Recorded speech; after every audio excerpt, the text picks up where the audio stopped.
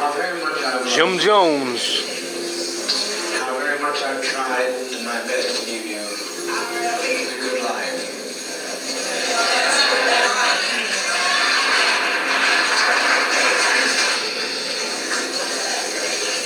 In spite of all that I've tried, a handful of our people, with their lives, have made our life impossible. There's no way to detach ourselves from what's happened today. And we are sitting here waiting on a powder keg. I don't think this is what we want to do with our babies. Powder keg. I don't think that's what we had in mind to do with our babies. It was said by the greatest of prophets from time immemorial. No man takes my life from me, I lay my life down. If we can't live in peace, then let's die in peace.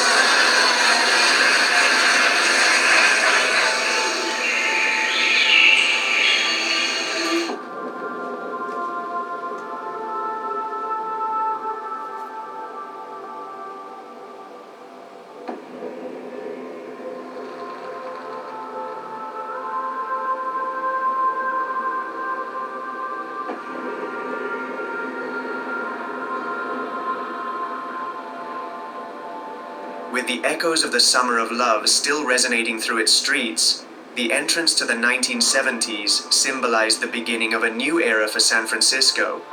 The social and political changes engulfing the country were particularly noticeable in the city known as the Fog City. As a witness to a fervent struggle for civil rights, San Francisco became one of the epicenters of progressive political activity. At a time when social inequalities persisted, and African Americans continued to be victims of structural racial discrimination, the city became a focal point for activist movements. Many organizations raised their voices to fight for racial equality and economic justice, but none had as rapid and profound an impact as a community that suddenly settled in the city. A temple for the people had arrived in San Francisco. In the spring of 1972, the city's major media outlets reported that a religious organization had moved its headquarters to San Francisco. A community of about 5,000 members had mobilized from the small town of Redwood Valley, led by a charismatic preacher. Jim Jones was the founder of what he called the People's Temple. Apparently, at just 25 years old, he had established the first integrated church in Indiana, expressing a deep rejection of the country's structural racism. He invited all those who had felt discriminated against to be part of a safe place, a community where everyone was treated equally regardless of their skin color. With this message, Jones became a role model for the African American community in Indianapolis. The People's Temple, professing these progressive ideas, grew steadily, eventually seeking a place to establish itself in California. This path had finally led them to San Francisco, where they dreamed of creating their main headquarters. Congregants spoke highly of the community they had collectively built, professing a message that quickly resonated with citizens who, like them in the past, felt like they didn't fit in. The fame of the People's Temple grew exponentially, and the figure of its spiritual leader was becoming a phenomenon. Within months, the church was known throughout San Francisco. Jim Jones, already treated in the media as a celebrity, was donating money and participating in countless social causes. This immediate impact led him to find his place in politics, gaining support from politicians and important figures in the city. The Reverend and his temple had become the symbol of the fight for human rights, the visible face of this new era for the country. However, amid the fervor for the city's new idol, Marshall Kilduff, a journalist for the San Francisco Chronicle covering the People's Temple events, began to notice things that didn't add up. The followers of the community glorified Jim Jones in an unusual way. It was not typical for someone considered a religious figure, a spiritual guide, to display airs of grandiosity, giving an image of being majestic, blindly praised by his followers. Perhaps it was only his impressions, but he believed there was something dark about that man. Moved by his intuition, Marshall tried to talk to members of the community, but far from resolving his doubts, his concerns grew. Each and every one of them repeated the same speech. The People's Temple was their life, and Jim Jones was the man guiding them to happiness, referring to him as the Father, the leader they would follow to the end of the world. With all the worst premonitions growing, he understood that he would find no answers within the church, only through the people who had left that community, those who had departed from Jim Jones' path. After an exhaustive investigation, he was able to contact 3 former members of the community. Grace Stowen, Jean, and Al Mills were interviewed. And from the very beginning, they all said that many things were happening inside that people were not aware of. Jones was deeply poisoned by a thirst for power, they claimed, and he had turned that community into a dark place. The People's Temple had long been a cult that suppressed any individual freedom. Once you entered it, there was no escape. They themselves had witnessed beatings of those Jones considered traitors, threats to the integrity of the empire he was building around his figure. There had been death threats to members who had expressed their intentions to leave the congregation. Jones expected his followers to renounce their individuality, believing that all material possessions made them slaves to the system. Only by having nothing would they be truly free. Trusting in his word, many gave everything to the church, including their homes and all their savings, living in communes and isolating themselves from external influence, an outside world that pursued them, creating conspiracies to fracture their church. The United States was allegedly planning to put black people in concentration camps, and only he and his temple could protect them from that fate. Through fear, he had trapped them. The idea of us and them had been instilled. Whole families were fractured because, as Jones said, family ties were the most toxic relationships. From now on, their only father, all they needed, was him. Gradually, he had managed to surround himself with an aura of divinity, transcending the boundaries of being a mere man for his followers.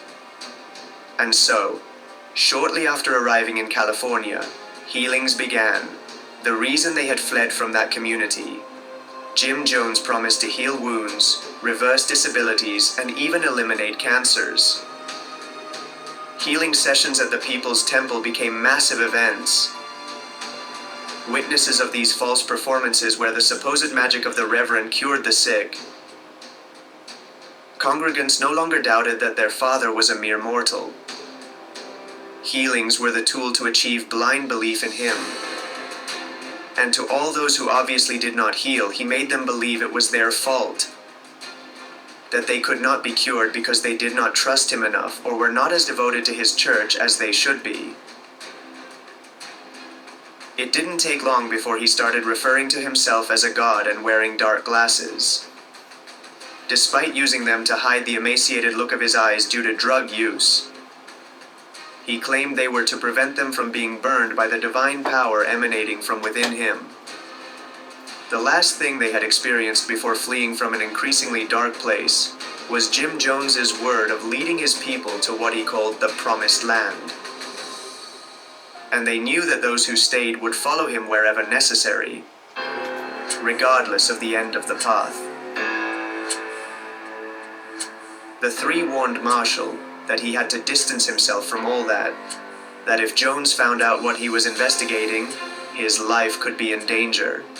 But he had to do it for all the people still inside, trapped by the faith of a madman. Marshall compiled the anonymous testimonies in an article where he discussed the entire story of Jim Jones and the People's Temple cult, aware of the immediate impact it would have. And his intuition did not fail him.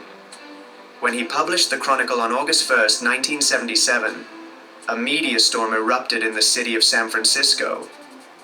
The journalist had shown the world the dark side of a man who was a true celebrity in political and social circles. There was not a single person in the city who did not read Marshall's article. All the media outlets in San Francisco sent correspondents to the People's Temple headquarters to continue investigating what was happening inside. Jim Jones's name, within hours, was associated with a sinister cult. But as much as television and newspapers tried to reach him, obtain statements that could initiate legal proceedings against what was already considered a sect, there was no trace of that man. Jim Jones had disappeared, just like the hundreds of members of his community. The People's Temple had vanished into the fog. Unable to locate them, it was again the former members who guided them on that path. Apparently, Jones had known for a long time that eventually the situation of his community would be untenable, that sooner or later what his article had triggered would happen. Therefore, 4 years earlier in 1973, he began the construction of a settlement in the South American country of Guyana, a nation he had always adored. Jones made a pact with the government of the country, receiving approval to build, in the middle of the jungle, a place he named Jonestown. Far from everything, in the heart of a remote jungle, he erected a village where hundreds of people could live, autonomous and independent of any state. An agricultural community away from violence and discrimination that the chosen ones could populate.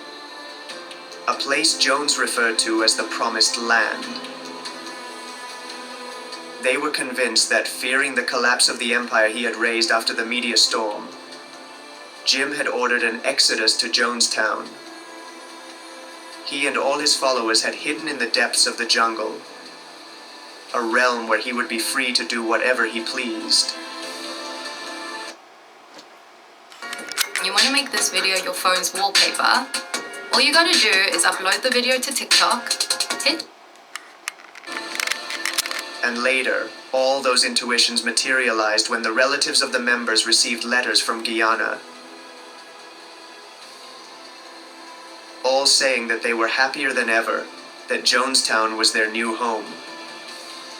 Jim Jones had completed the exodus to his promised land. Families were terrified, fearing what that man who controlled their minds at will could do with their loved ones in the midst of that jungle, without laws and without anyone watching over him. However, despite the protests of the relatives, U.S. authorities had no jurisdiction over what was happening in Guyana's territory. At least not until Grace Stowen, who had been interviewed in Marshall's article, formally denounced Jim Jones for the custody of her youngest son, whom he had taken to Jonestown. Faced with this situation, the courts could issue an order for repatriation to Guyana, determining that in case Jim Jones did not cooperate, they could proceed with his arrest. The instructions were clear. From the issuance of the statement, he had 6 days for John Victor, Grace's son, to be on a plane back to the United States. However, when the deadline expired, it was announced that somehow Jones had convinced the Prime Minister of Guyana to drop all charges against him. Grace's son remained in that place, in the hands of the King of Jonestown. Nevertheless, the mother and the other former members did not give up and began writing letters to Congress, describing the desperate situation they were experiencing. Fortunately, when these letters reached the hands of Congressman Leo Ryan, an official commission initiated an investigation into Jonestown. And from the outset, it was clear that there was only one way: travel to that promised land, enter the empire of that cult. Former members warned the delegation of the dangers, that they had never met a man like Jones, and that they were entering his lair, into a realm where he was considered a divine being, the incarnation of God.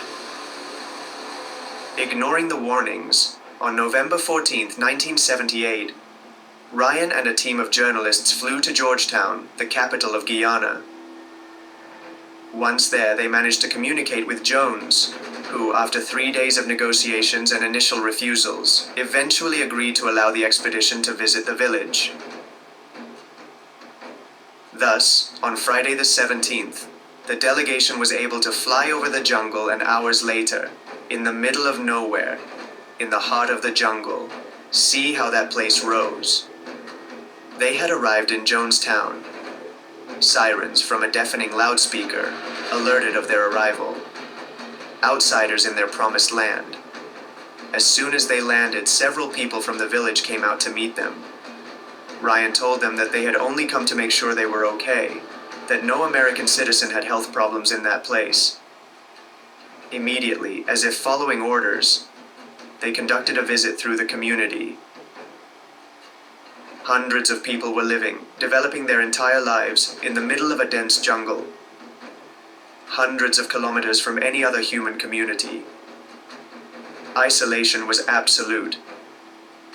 There was no contact with anyone outside. But everyone they spoke to repeated over and over that they loved Jonestown. That they would not want to return home for anything in the world. That all those rumors that no one could leave were lies. That they were free to leave whenever they wanted. But the simplest common sense was enough to understand that without an airplane, no matter how much they wanted, it was impossible to traverse that jungle. There was no freedom. They were trapped in a place that, with every passing minute, became more unsettling for everyone. As night fell, they held a party where, despite the music and the apparent joy, there was a tremendously tense atmosphere. Everything was artificial, like actors in a play following the script perfectly. And that's when they saw him in the crowd for the first time. Jim Jones was silently observing them.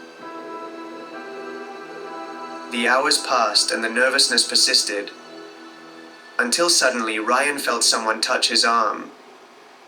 A man had handed him a note, and everything definitively exploded when, upon separating to read it, he saw what was written on it. A simple phrase: "Get us out of Jonestown." They no longer had any doubt. These people were being held against their will. Aware that they couldn't do anything until dawn the next morning, the team began to organize everything. And as news of the note spread throughout the settlement, stating that the man who had delivered it would return with them to the United States, many others joined him. It felt like everything in Jonestown was collapsing. Just looking at the face of their leader revealed how anger was growing within him. They were taking away his followers, people who had never rebelled against him.